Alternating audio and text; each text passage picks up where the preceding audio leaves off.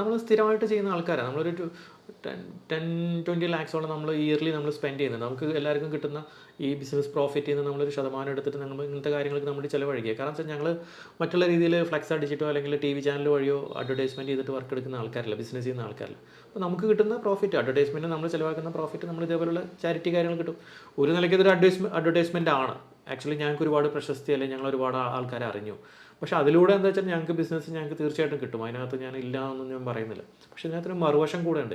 ഏതെങ്കിലും TV ചാനലുകാരോ അല്ലെങ്കിൽ ഏതെങ്കിലും ഫ്ലക്സ് അടിക്കുന്ന ആൾക്കാരെ കൊണ്ടുവന്നതിനേക്കാളും നല്ലത് ഒരു കുടുംബത്തിന് ഒരു ഇത് കിട്ടും കൂടെയാണ്. നല്ലൊരു സമ്മാനം കിട്ടുകയാണ് അവർക്ക്, ഒരു ശാശ്വത പരിഹാരം ഓരോ പ്രശ്നങ്ങളിൽ നിന്ന്. അപ്പോൾ എന്താ പറയുക, ഇത് നിങ്ങൾ ഇത് പണിത് കൊടുക്കാൻ തീരുമാനിക്കുന്നില്ലേ?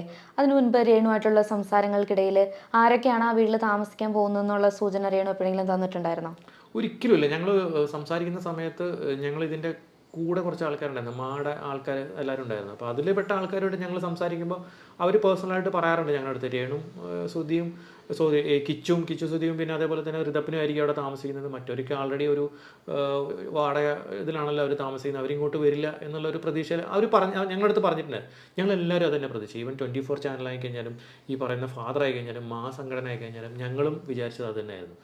രേണു, 2 മക്കൾ, പിന്നെ സുധിയുടെ അമ്മ, ഇത്ര തന്നെയാണ്. അത് പ്രകാരമായിരുന്നു രേണുവിന് ഒരു ജോലി ശരിയാക്കാനുള്ളൊരു പ്ലാനിങ്ങിലും കൂടെ ആയിരുന്നു ഫ്ലവേഴ്സ് ചാനൽ ഉണ്ടായിരുന്നത്.